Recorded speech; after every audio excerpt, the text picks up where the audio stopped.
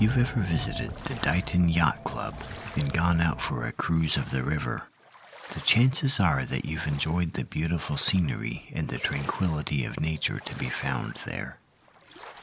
The chances are equally good that you've sailed by the location where one of the greatest mysteries to be claimed by Massachusetts once stood without even realizing it.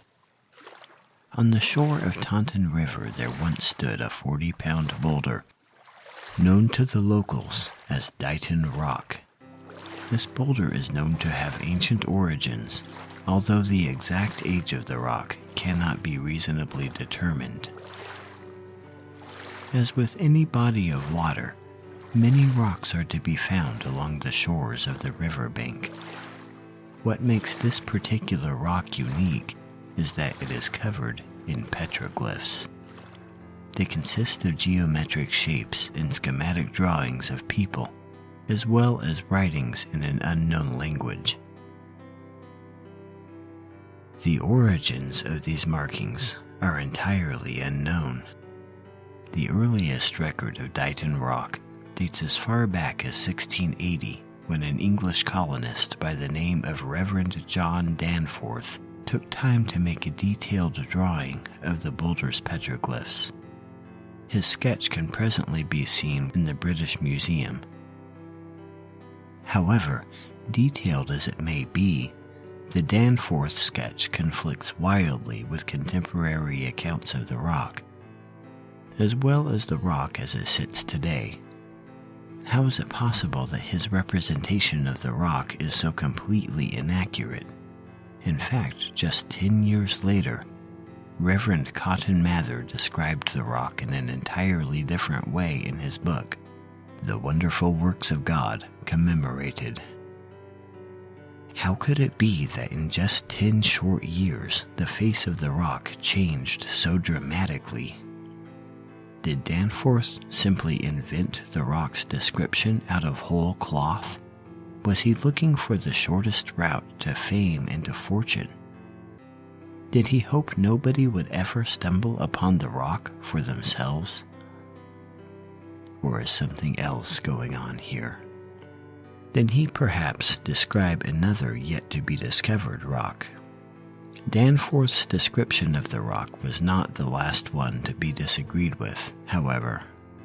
The first person to disagree with Danforth about the appearance of the rock, Cotton Mather, was also disagreed with. Danforth described the rock as having engravings that were deeply cut just 10 years after Danforth gave his description. However, in 2012, Delabarre would disagree with his description, saying that it is impossible to know whether or not Mather had ever gone to see the rock. Later accounts given by Greenwood in 1730, Sewall in 1768, and Kendall in 1807 make definite statements as to the effacement of the rock to the point of indecipherability. Any definitive statements about what was written on the rock must, therefore, be considered to be the product of one's own fancy. The rock is presently marked, however the markings are very worn. The rock might have been lost to the confines of ancient history had several publications and public figures not made mention of it in the 19th century. Figures like Russell and Lowell. During this time, the rock began to gain a degree of fame worldwide. So what is the rock? This is a subject of much speculation and debate. One school of thought holds that the markings were made long ago by the indigenous peoples of the Massachusetts area. They were well known, after all, for having made petroglyphs.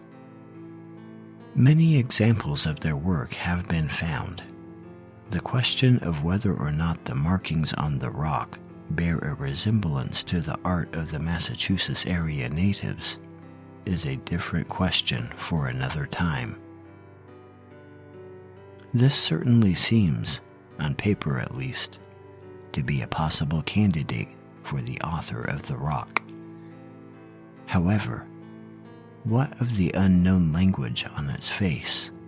It does seem to pose at least a small problem for this theory. Another theory was proposed in the 18th century by a very busy man who was an educator, academic, minister, theologian, author, 7th president of Yale, and co-founder of Brown University by the name of Ezra Stiles. He proposed within his 1783 election sermon that the rock was of Phoenician origin. He claimed, seemingly without reasoning, that the markings were made by the sons of Japheth, who are the modern-day Phoenicians.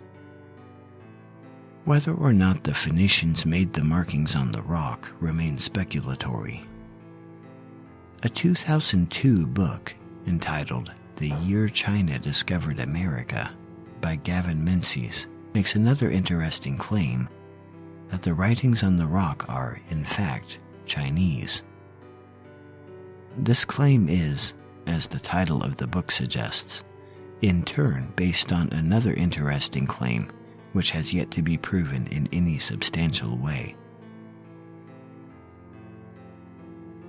A British archaeologist and historian by the name of Carl Christian Raffin proposed in 1837 that the origins of the rock lie with the Norse people,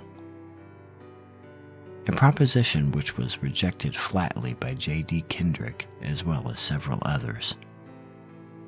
In 1912, Edmund B. Delabarre, a psychology professor at Brown University, which was co-founded by Ezra Stiles, with whom he publicly disagreed about the boulder, proposed Portuguese origins. His suggestion was that the writing was similar to Portuguese that he had seen, and he thought it to be abbreviated Latin. Of course, as the pattern is, in 2017 Hunter disagreed and gives a copious amount of evidence to the contrary. In 1781, Count Antoine Court du Gobelin of Paris proposed a solution to the problem, saying that the answer to the whole thing was a seafaring folk in ancient times who lived for a short period of time on Mount Hope Bay. According to du Gobelin, these men would have had friendly relations with the natives, and the rock would have commemorated the consultation of one of their oracles concerning the best time to set sail back home. Samuel Harris, in 1807, places the origin in the East, claiming to have deciphered the Hebrew words for king, priest, and idol. Ira Hill, a school teacher from Maryland, also places the origins among the Hebrew people, claiming the rock was a result of the events of 1 Kings chapter 9. This, of course, is a big stretch of imagination. The rock was removed from its original place on the riverbank in 1963 to make way for the construction of the dam. It now sits preserved in the Park Museum, and in 1971 it was added to the National Register of Historic Places. What's written on the face of the rock? Where did it come from? Why are there different accounts of its appearance only a few years apart? We may never have the answers, but if you do, tell us. We're dying to know. If you like this content, go ahead and hit that subscribe button, and I'll see you on the next video.